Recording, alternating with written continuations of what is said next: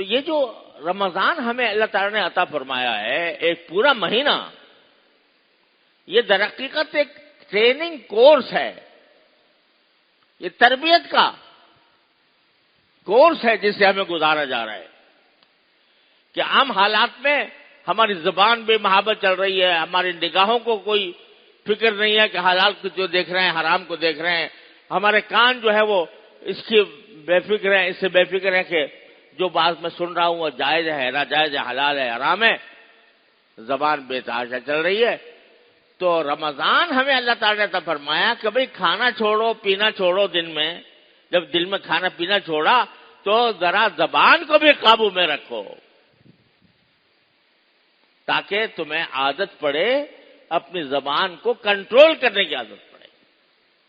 یہ جو زبان بے قابو ہے، اس پر کوئی کنٹرول نہیں ہے، وہ تمہیں گمراہی کے گڑھوں میں جا کر دھکیلتی ہے، جھوٹ میں، غیبت میں، بہتان میں، الزام تراشی میں۔ میرے بھائیوں، یہ بہت اہم بات ہے۔ آج ہمارے ہاں صورتحال یہ ہے کہ سیاسی اختلافات ہیں، کوئی ایک سیاسی دھڑے میں ہے، کوئی دوسرے سیاسی دھڑے میں ہے، لیکن ان کے درمیان آپس میں اتنی زبردست دشمنی، اتنی دشمنی کہ ایک آدمی دوسرے کو دیکھنا گوارا نہیں کرتا، دوسرے کے ساتھ بیٹھنا تو کجا، اس کا نام لینا، عزت کے ساتھ نام لینا وہ بھی گوارا نہیں کرتا، اور اس کے نتیجے میں دن رات زبانیں چل رہی ہیں۔ وہ اس کو برے نام سے یاد کر رہا ہے، وہ اس کو برے نام سے یاد کر رہا ہے، اور ہر ایک دوسرے کی عیب چینی میں لگا ہوا ہے، اور زبانیں کھلی ہوئی ہیں، کوئی پرواہ نہیں ہے کہ یہ منہ سے جو میں بات نکال رہا ہوں یہ آیا شرعاً میرے لیے جائز تھا۔ کسی کے اوپر اتہام لگانا، کسی پر الزام لگانا، کسی پر کو مطعون کرنا، پرواہ ہی نہیں، جو منہ میں آ رہا ہے کہے جا رہے ہیں۔ تو میرے بھائیوں، رمضان اس طرح گزارا تو پھر کیا ہوا؟ ایک حدیث بڑی خطرناک ہے جس میں رسول کریم صلی اللہ علیہ وسلم نے یہ ارشاد فرمایا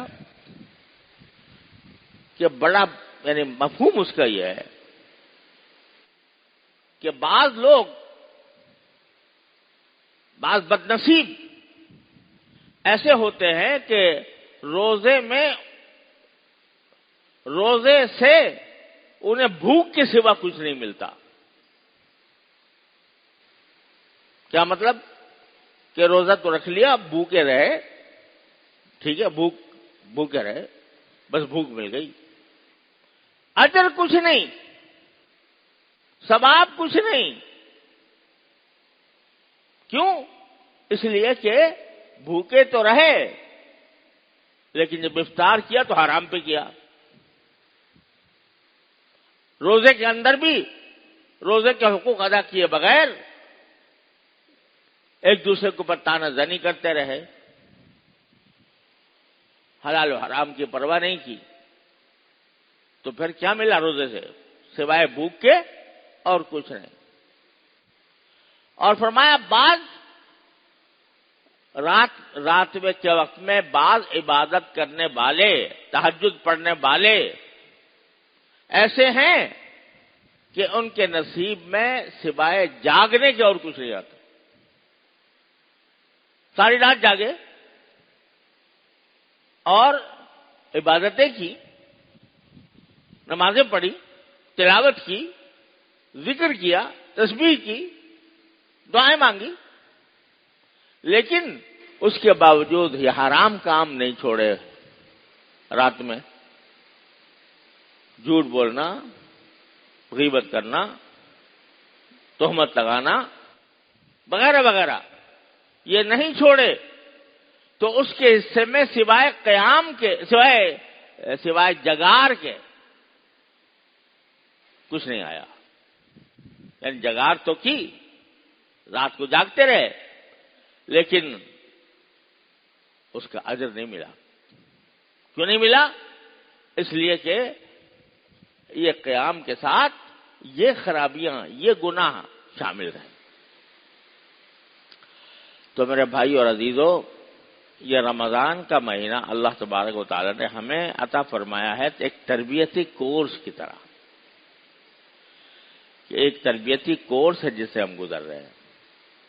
جب کھانا چھوڑا ہوا ہے، پینا چھوڑا ہوا ہے، تو پھر بھائی فضول باتیں بھی چھوڑو،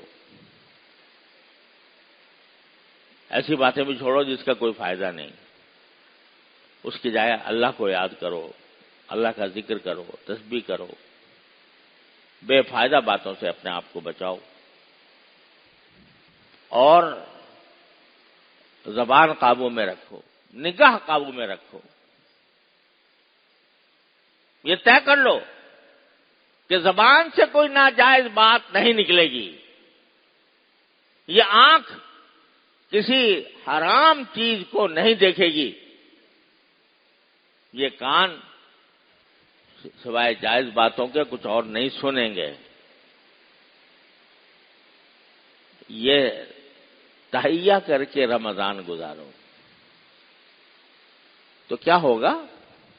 قرآن کریم فرماتا ہے، یا ایھا الذین آمنوا کتب علیکم الصیام کما کتب علی الذین من قبلکم لعلکم تتقون.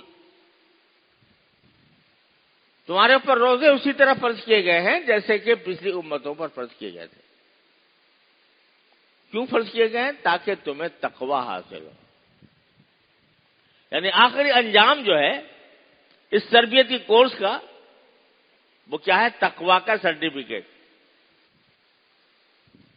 جب تم نے رمضان اس طرح گزارا کہ تمہارا منہ بھی قابو میں ہے، تمہاری زبان بھی قابو میں ہے، تمہارے نگاہ بھی قابو میں ہے، تمہارے کان بھی قابو میں ہے، اور ان سے کوئی ناجائز کام سرزد نہیں ہو رہا،